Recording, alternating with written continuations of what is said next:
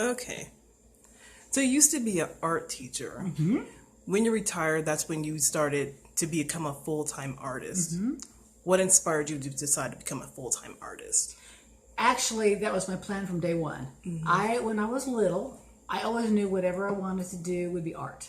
I did art. I made clothes for my Barbie dolls. I was first generation Barbie doll owner. Barbie was born in 1959, and I was 4 years old, so I had the first generation of Barbies, and I loved that kind of stuff. I think that's partly what got me into pop art too. But I just always did art. I knew whatever I did when I grew up, it would have to do with art. I was always the kid in school that the teacher would say, "Oh, look at this drawing," or And when I was in high school, I helped do sets for backdrops and stuff. And that was before computers, before all I was the one the teacher would ask to make posters, stuff like that. I just always did art. I was an art major in college, and I decided to go into education for practicality because my mom was a teacher, and I think she encouraged me, and I knew it was decent hours and it was decent pay. People like to complain a lot about teachers' wages, and when you compare them to some lawyers or something, it's outrageous, but in reality, it's decent wages. It's decent. So anyway, I was in college, and I was an art major, and I knew I did not want to be a starving artist. I worked on the school paper. I worked on another newspaper for a while, and I knew I did not want to do commercial art because that was not really about art.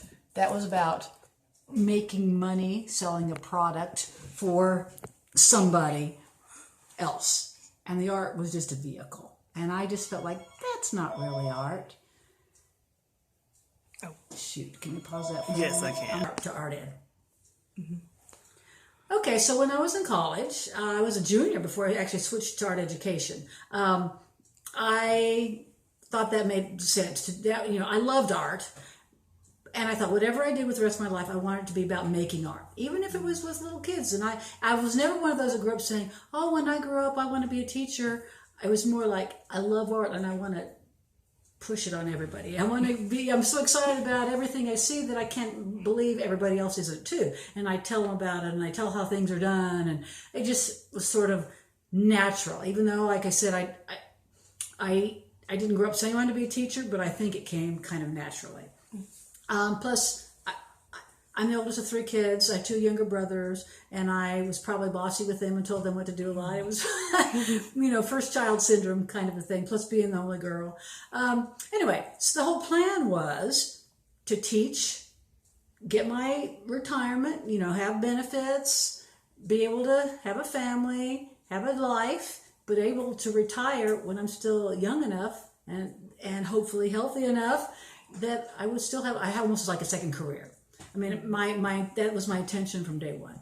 I started out at teaching elementary art. I moved up to middle school art. In the last 14 years, we're at North High School. I taught drawing and painting and AP studio art and intro to art.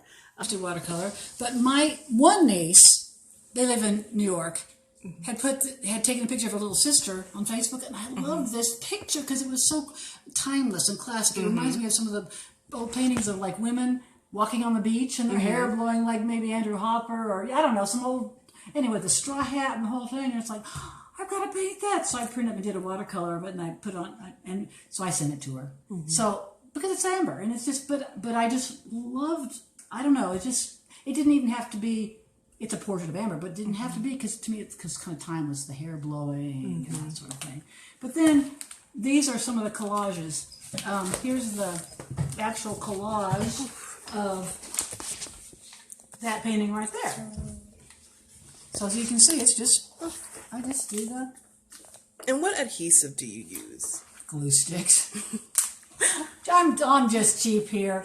I don't blame you. But I love this. But there's something about this picture. It all, I don't know. It reminded me of Blade Runner, the old movie. It kind of with androids, where you didn't know if they were androids or not. So kind of futuristic and spacey, and so this is just like a disco ball back here. But then I thought with the sciencey part of it, I found these glass. I don't even know what they are, but to me it helped make it look kind of futuristic. I just thought it was awesome. I just thought it was cool pictures. So I painted that, and it turned out, and I love it.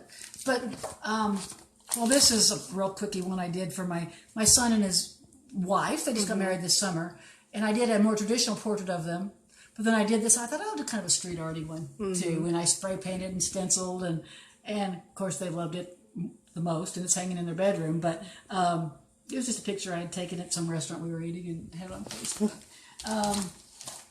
This one, which I have back there, is one that I did the collages. And I did it because I just love the bright colors and everything. And my son Alex said, Mom, that is so you. And I'm like, okay, tell me about it. He said, because I said I was trying to think of a name. You know, I've got much coffee, but an egg in the morning for breakfast, like getting ready for work. I said, it's kind of like getting ready for work. You put your lipstick on, you get dressed up. And then he said, but it's not just getting ready and being prepared for work. It's like really enthusiastic, excitedly being prepared for work. He said, even the shoes arranged are like a zigzag, like a lightning bolt. I'm like, oh, okay. And the fact that this is a car in the background. The fact that I put the car vertically instead of horizontally is like it's taking off. And so, see, that's what I mean. Like sometimes I do a composition just because I like it, and then later, real meaning comes out of it. And that's what happens quite frequently. All right. So, why would you go completely into collage? Because I still love the paint. And I also love the skill and trying to better my own painting skills. I love technique, and I mean, I try not to shy away from things like hands and teeth. And there's the other one. Yeah. Like this one, I've got the actual paintings right back there. But like I try to, because a lot of times people don't paint hands because they're really hard. But I put it right out there. And in fact, the original hands in this one, I didn't like as well. So I took a picture of my old hands, really veiny and wrinkly, and because I thought it gave it a little more character. And I mean, I try to work on that. And some pictures have teeth. Oh, there's my Neil deGrasse Tyson. All right.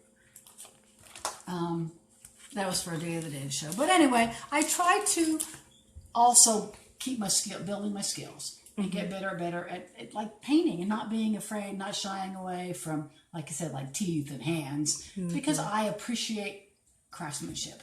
To me, that's really important too, is craftsmanship.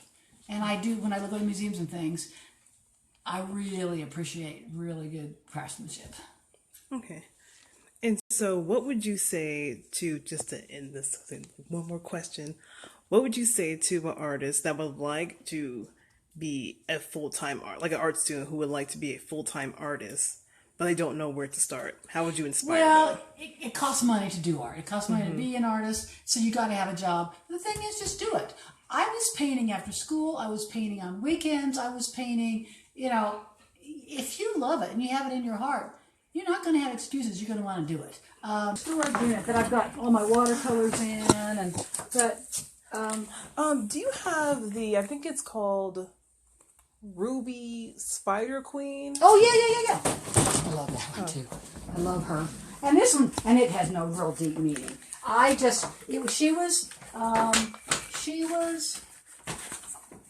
It was a collage that was, it was 70. I graduated from high school in 1973. When I saw the picture with the big fro, there's my Obama. Oh. But when I saw the big fro and I just loved it. I thought it was awesome. And there she is. And I found this ad in the background was something like, to me it looked like a lava lamp. And I thought, there's the 70s, totally all out there. And the eyeshadow. So then I saw this ad for this ring, and I thought, who in the world would wear a big old giant ring like that? It said, it looks like a spider. Because it's this red, here's the abdomen, and here are the legs. And then it happened to fit the picture when I was doing this collage. It's like a crown. And so I looked up on the internet like rubies and spiders, and there's actually some video game with a ruby spider queen. So I have no idea, but so I call it that. But I added the flowers, and like part of this I had to kind of make up to fill it in. But I also felt like it was a real challenge doing these diamonds, and I liked that. It's hard, but it's a challenge, and I just thought, okay, if I can pull this off, if I can just pull it off, So anyway, I love her. And it's one of those that I want to find a place to hang it sometime, And when we get my dad's room all cleaned out and stuff, we're going to make that into a big room. I'm going to hang the heck out of my art in there. But, here's, see, I do a lot of, this is a picture I'd saved for a long time of Andre 3000. I don't know, just such a cool, he's just. Like the profile, yeah. Just so cool. And I had saved these spoons because I thought they were cool. And I thought it'd be a nice challenge to do the metal. But I also, I mean, if you notice, almost every painting, I also have some sort of bling in. Something shiny. I like the contrast of the skin. It's its own quality of softness. And then you've got hard edge like shiny metal. I mean, almost everything I've put something like shiny in. So I like those kinds of contrast too. But there's still bright colors. But I also really try hard to work on my skills on, making them realistic, working, like I said, working on hands and teeth and that sort of stuff. So I just have these things in this room mostly are other people's things, student work, and but this is my painting. But when I sew, I do quilts too. So if I sew, I put all the painting stuff away and make it the quilt. This is a painting I just started with my other niece. Since I painted her sister, did the watercolor, I said I need a good picture of Allison. I've never done anything for Allison. So you gotta be fair. So, yeah. So that's her. And she, to me, I look at that and she looks so much like my mother. And I just, So I just barely started. And I just cheap stuff. I like canvas boards and I like masonite. Because it's lightweight, it's easy to, and if I mail it, it's so much easier to mail than canvas and stuff, So here my craft paint's all sitting out. And that's really, truly what I use. Okay. So. Quick question. Yeah. So when I was looking up your artwork, I saw there's a lot of Johnny Depp. Okay. Yeah. So is he your favorite? No, not really. Oh. It almost started out as a whim. I did a whole shit. He likes to work. This is from an old slide. I was born in Boston. My dad worked in the South End, and I would love to do a whole series of. He's got all these pictures of kids in the street in the South End, and I just think they're cool. But anyway, when my kids got older, we do assignments like this. This is one of the Johnny Depp ones, which you wouldn't know it's Johnny Depp, but it is. But I would always do pictures of my kids, and I thought I need to do some different ones. But at the time, Pirates of the Caribbean, there were lots of pictures, so I did a few of Johnny Depp just in class as a kid as a source. And the kids were like, oh, you should have just a Johnny Depp show, yes. So I did, and so I've got these three, but I like the ones that are the characters more than the straight-up portraits. Luckily, at that show, I sold a bunch of those because I didn't care about keeping 42 Johnny Depp paintings. You know what I'm saying? The reason I kept these is because they kind of, like I said, they're real characters, and this whole room is kind of like one of my students gave me those flowers. He worked at Bed Bath & Beyond, and so he said, "You want these?" I'm like, "Heck yeah!" And so it kind of goes with the whole Alice in Wonderland. And then I made a crazy quilt to go with it, and the quilt, you can even flip sides. So sometimes it's yellow.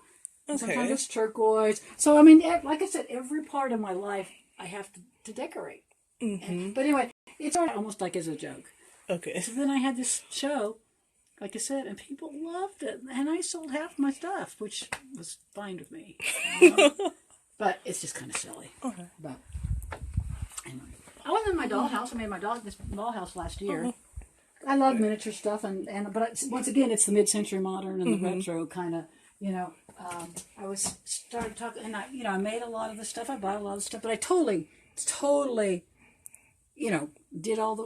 cut it out, designed it, cut it out, pieced it together, painted everything, even cut the acrylic and sort of the windows. I mean, everything. So I go crazy on stuff.